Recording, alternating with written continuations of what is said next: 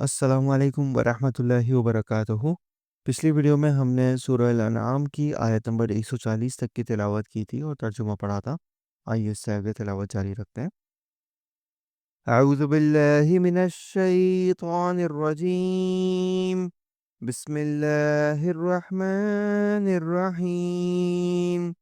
وهو الذي أنشأ جنات معروشات وغير معروشات والنخل والزرع مختلفا أكله والزيتون والرمان متشابها وغير متشابه، كلوا من ثمره إذا أثمر وآتوا حقه يوم حصاده ولا تسرفوا انہو لا یحب المسرفین۔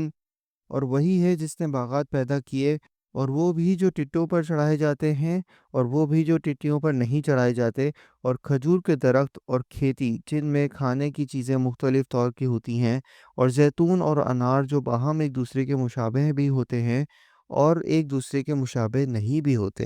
ان سب کے پھلوں میں سے کھاؤ جب وہ نکل آئے، اور اس میں جو حق واجب ہے وہ اس کے کاٹنے کے دن کیا کرو، اور حد سے مت گزرو، یقیناً وہ حد سے گزرنے والوں کو ناپسند کرتا ہے۔ وَمِنَ الْأَنْعَامِ حَمُولَةً وَفَرْشًا كُلُوا مِمَّا رَزَقَكُمُ اللَّهُ وَلَا تَتَّبِعُوا خُطُوَاتِ الشَّيْطَانِ إِنَّهُ لَكُمْ عَدُوٌّ مُّبِينٌ۔ اور مویشیوں میں اونچے قد کے اور چھوٹے قد کے پیدا کیے، جو کچھ اللہ نے تم کو دیا ہے کھاؤ، اور شیطان کے قدم بقدم مت چلو، بلا شک وہ تمہارا صریح دشمن ہے۔ ثمانیة ازواج من الضأن اثنين ومن المعز اثنين قل الذكرين حرم أم الأنثيين أما اشتملت عليه أرحام الأنثيين نبئنی بعلم ان کنتم صادقین۔ پیدا کیے 8 نر و مادہ، یعنی بھیڑ میں 2 قسم اور بکری میں 2 قسم۔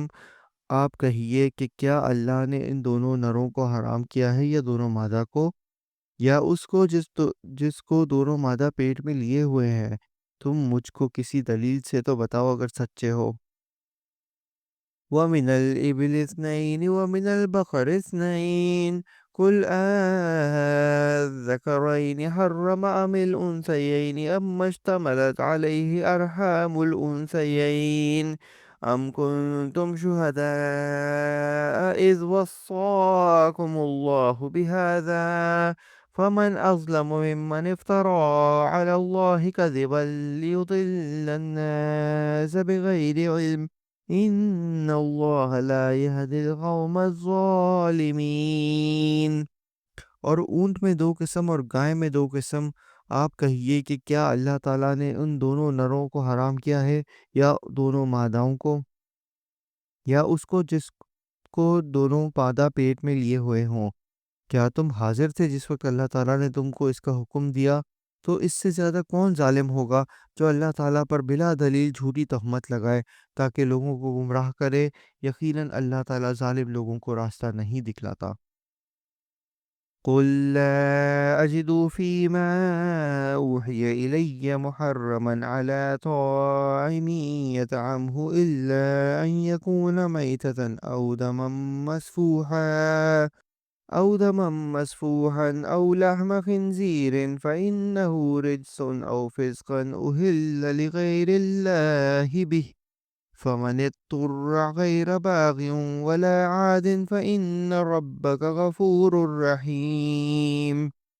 آپ کہہ دیجئے کہ جو کچھ احکام بذریعہ وحی میرے پاس آئے، ان میں تو میں کوئی حرام نہیں پاتا کسی کھانے والے کے لیے جو اس کو کھائے، مگر یہ کہ وہ مردار ہو، یا کہ بہتا ہوا خون یا خنزیر کا گوشت ہو، کیونکہ وہ بالکل ناپاک ہے، یا جو شرک کا ذریعہ ہو کہ غیر اللہ کے لیے نامزد کر دیا گیا ہو۔ پھر جو شخص مجبور ہو جائے، بشرطیہ یہ کہ نہ تو طالب العزت ہو اور نہ تجاوز کرنے والا ہو، تو واقعی آپ کا رب غفور و رحیم ہے۔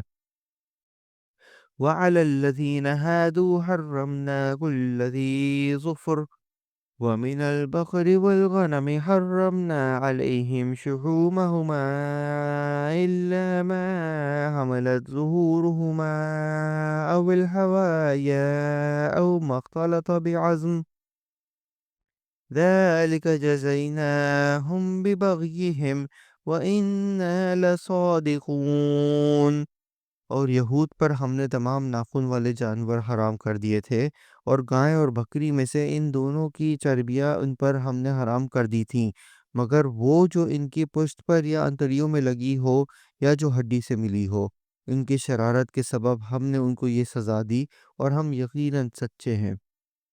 فَإِن كَذَّبُوكَ فَقُل رَّبُّكُمْ ذُو رَحْمَةٍ وَاسِعَةٍ وَلَا يُرَدُّ بَأْسُهُ عَنِ الْقَوْمِ الْمُجْرِمِينَ۔ پھر اگر یہ آپ کو جھٹلائیں تو آپ فرما دیجئے کہ تمہارا رب بڑی وسیع رحمت والا ہے، اور اس کا عذاب مجرم لوگوں سے نہ ٹلے گا۔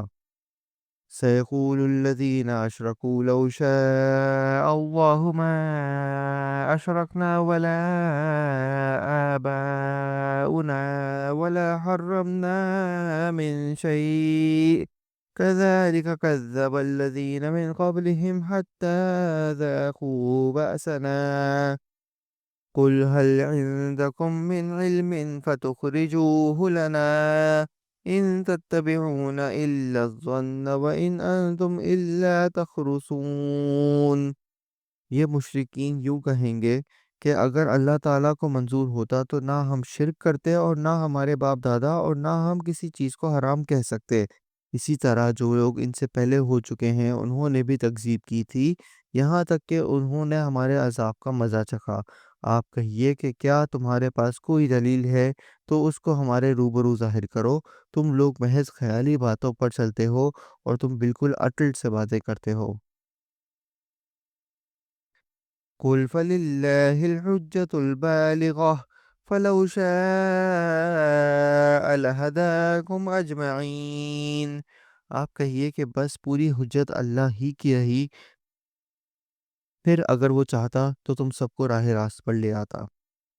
قُلْ هَلُمَّ شُهَدَاءَكُمُ الَّذِينَ يَشْهَدُونَ أَنَّ اللَّهَ حَرَّمَ هَٰذَا فَإِن شَهِدُوا فَلَا تَشْهَدْ مَعَهُمْ وَلَا تَتَّبِعْ أَهْوَاءَ الَّذِينَ كَذَّبُوا بِآيَاتِنَا وَالَّذِينَ لَا يُؤْمِنُونَ بِالْآخِرَةِ وَهُمْ بِرَبِّهِمْ يَعْدِلُونَ۔ آپ کہیے کہ اپنے گواہوں کو لاؤ جو اس بات پر شہادت دیں کہ اللہ نے ان چیزوں کو حرام کر دیا ہے، پھر اگر وہ گواہی دے دیں تو آپ اس کی شہادت نہ دیجیے، اور ایسے لوگوں کے باطل خیالات کا اتباع مت کیجیے جو ہماری آیتوں کی تکذیب کرتے ہیں، اور وہ جو آخرت پر ایمان نہیں رکھتے، اور وہ اپنے رب کے برابر دوسروں کو ٹھہراتے ہیں۔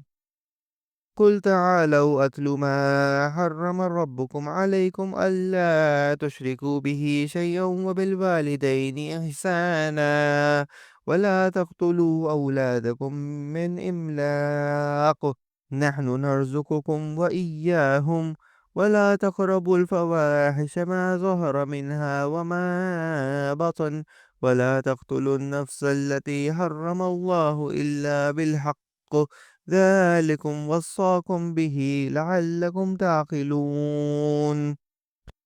آپ کہیے کہ آؤ میں تم کو وہ چیزیں پڑھ کر سناؤں جن کی مخالفت کو تمہارے رب نے تم پر حرام فرما دیا ہے، وہ یہ کہ اللہ کے ساتھ کسی چیز کو شریک مت ٹھہراؤ، اور ماں باپ کے ساتھ احسان کرو، اور اپنی اولاد کو افلاس کے سبب قتل مت کرو۔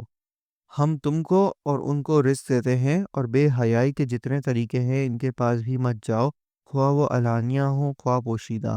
اور جس کا خون کرنا اللہ تعالیٰ نے حرام کر دیا ہے اس کو قتل مت کرو، ہاں مگر حق کے ساتھ۔ ان کا تم کو تاکیدی حکم دیا ہے تاکہ تم سمجھو۔ وَلَا تَقْرَبُوا مَالَ الْيَتِيمِ إِلَّا بِالَّتِي هِيَ أَحْسَنُ حَتَّى يَبْلُغَ أَشُدَّهُ وَأَوْفُوا الْكَيْلَ وَالْمِيزَانَ بِالْقِسْطِ لَا نُكَلِّفُ نَفْسًا إِلَّا وُسْعَهَا وَإِذْ قُلْتُمْ فَاعْدِلُوا وَلَوْ كَانَ ذَا قُرْبَىٰ وَبِعَهْدِ اللَّهِ أَوْفُوا ذَلِكُمْ وَصَّاكُمْ بِهِ لَعَلَّكُمْ تَذَكَّرُونَ۔ اور یتیم کے مال کے پاس نہ جاؤ مگر ایسے طریقے سے کہ جو مستحسن ہے، یہاں تک کہ وہ اپنے سن رشت کو پہنچ جائے، اور ناپ تول پوری کرو انصاف کے ساتھ۔ ہم کسی شخص کو اس کی طاقت سے زیادہ تکلیف نہیں دیتے، اور جب تم بات کرو تو انصاف کرو، گو وہ شخص قرابت دار ہی ہو، اور اللہ تعالیٰ نے جو عہد کیا اس کو پورا کرو۔ ان کا اللہ تعالیٰ نے تم کو تاکیدی حکم دیا ہے تاکہ تم یاد رکھو۔ صدق اللہ العظیم۔ ہم نے آج سورہ الانعام کی آیت نمبر 152 تک کی تلاوت کی اور ترجمہ پڑھا۔ امید ہے آپ کو پسند آیا ہوگا۔ انشاءاللہ اگلی ویڈیو میں درس ہی جاری رکھیں گے۔ تب تک کے لیے اجازت دیجیے۔ اللہ حافظ۔ السلام علیکم ورحمۃ اللہ وبرکاتہ۔